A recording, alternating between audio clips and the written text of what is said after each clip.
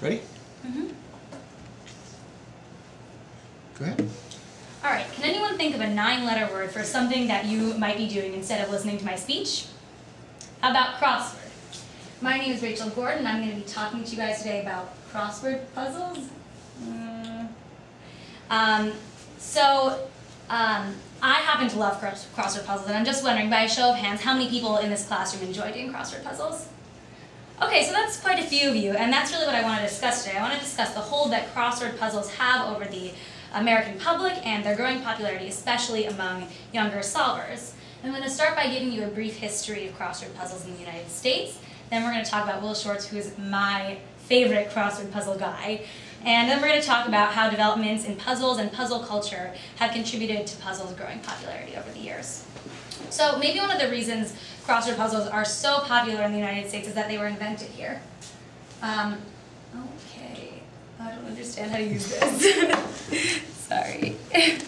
Oh, I don't know what you, okay. This moves it forward. Oh, okay, great. I paused your time, so. Right, okay. So getting back to this. So in 1913, Arthur Wine published the first crossword puzzle in an American Sunday newspaper. And as you can see, it's up there, and it looks kind of different from crossword puzzles today. It's diamond instead of a square, and there are no characteristic black spaces. And it was actually called a word cross until a misprint led to the name being changed. And according to history professor Hal S. Barron of Harvey Mudd College, crosswords didn't take the country by storm until 1924, when Simon & Schuster published a crossword puzzle book. And it was a bestseller, and it eventually led to lots more newspapers starting to publish crossword puzzles. So then by the 1930s, almost all U.S. newspapers were publishing crossword puzzles. And but actually, according to Professor Barron, the New York Times didn't begin to print them until 1942, which is interesting because now Newsweek calls the New York Times crossword the country's most challenging newspaper puzzle, and it's really seen as the gold standard in puzzles. So now that we've discussed some crossword puzzle history, I want to tell you about one of the most important figures in the crossword business, who's the current puzzle editor of the New York Times and who has a killer mustache, ladies and gentlemen, Will Shortz. And Will Shortz, according to a Newsweek article, sold his first puzzle to a Sunday school magazine at age 14, and then he went on to Indiana University, where he created his own major and became the only person in the world to graduate with a BA in enigmatology. And he's been the New York Times puzzle editor since 1993. Contrary to common misconception, he doesn't actually write all the puzzles in the New York Times. People submit them to him, and he has a job of reading through 75 to 100 puzzles a week. After this, he puts them into this whole bank of puzzles, and then when he goes through to publish the puzzles for the week, he selects them, has to rank them in order from Monday to Saturday, Monday being the easiest and Saturday being the hardest. And then he goes through and tweaks them to make sure that clues are interesting, creative, and that they match the difficulty level of their slotted time. And under his care, the New York Times crossword puzzles have become one of the most creative, inventive, and up-to-date puzzles. So now that you know some historical background and about the most important man in the crossword industry, I want to discuss how developments in crossword culture have led to their growing popularity.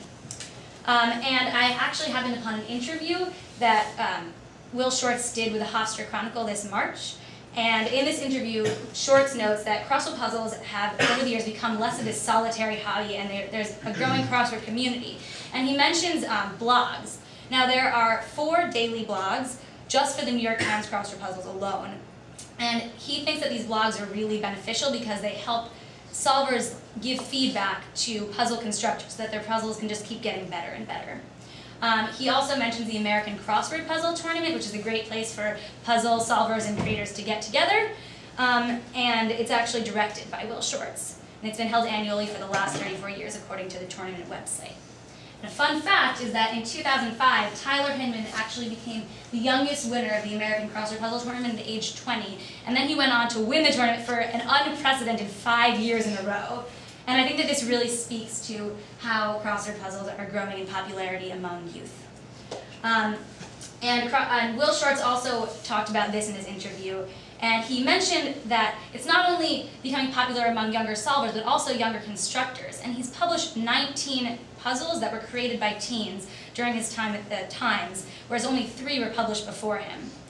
And he mentioned that the puzzles are also becoming more appealing to solvers because they become more relevant in terms of their vocabulary and in terms of the pop culture references that they make in the last 20 years. And he works really hard to phase old words out and bring in new words. And Shorts thinks that the bar is being raised for a crossword puzzle despite the fact that they're becoming more and more modernized and hip. So I wanted to show you guys an example of a really amazing crossword puzzle. This is the famous 1996 Election Day puzzle. This puzzle it was a huge blow up. And according to an article by True Grid by Ingrid Cummings, Jeremiah Farrell, a math professor at Butler University, constructed this puzzle. And after he published this puzzle, he sort of fell off the grid, so to speak, because he knew that people were going to have such high expectations for him. So this is the puzzle, and as you can see, the middle clue read lead story in tomorrow's newspaper. And both Clinton elected and Bob Dole elected worked as answers, and it was just amazing. And this is Will Short's favorite puzzle. So I've told you a little bit about the history of this very American pastime. We've talked about Will Shortz, who's really done a lot to push the puzzles into modernity, and so hopefully now you guys have a little bit of a better understanding of why they're so popular and why they're growing in popularity among youth. So thank you for listening, and maybe after this you guys really want to do crossword puzzles. I know I do.